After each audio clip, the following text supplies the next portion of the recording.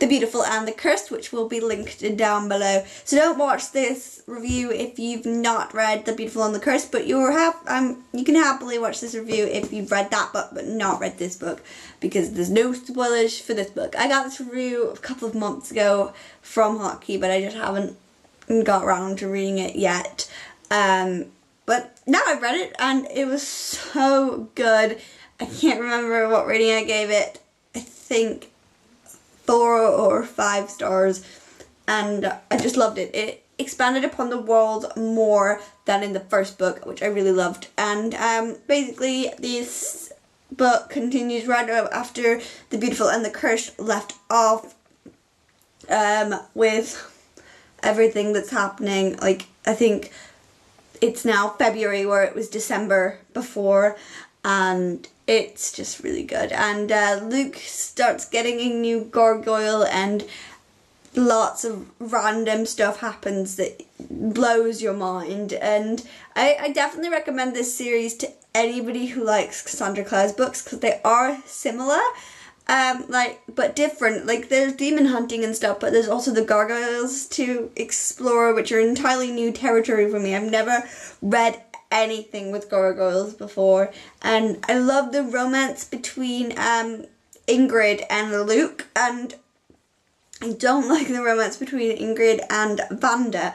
It's not a good written romance. I don't like Vanda for her. I'm too caught up on Luke to like Vanda, and yeah, I just think the romance between her and Luke is so cute, and it just develops so much between them in this book. And even though he's not allowed to, like, they're not allowed to be together, they're still, like, adorable. And I really felt sorry for Gabby in this one. I love her as a character, and I felt really bad for her all the way through the book with the Alliance and stuff.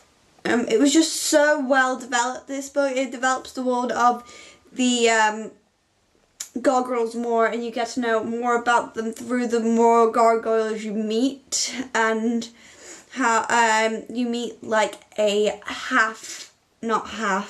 shadow gargoyle, which is like when a gargoyle has his humans have got hurt so many times that he's been angel burnt so many times that his he can no longer heal a human the way Luke can and the way Luke does. And it's so good. I really, really just enjoy the series. And the cliffhanger, God, the cliffhanger. I want is it The Wicked and the Wondrous? I think it's The Wicked and the Wondrous. I want it now, and it doesn't come out till April.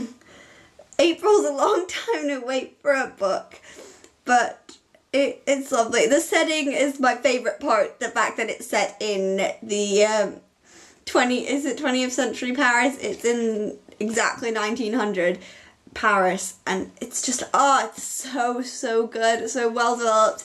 It's definitely reminiscent of the Infernal Devices series, but it's so much more than that. It's not just exactly the same as the Infernal Devices in setting and in the demon hunting and stuff, because it's got more in it than that. It's got the gargoyles and the romance between Luke and Ingrid that's entirely forbidden, and it's so good.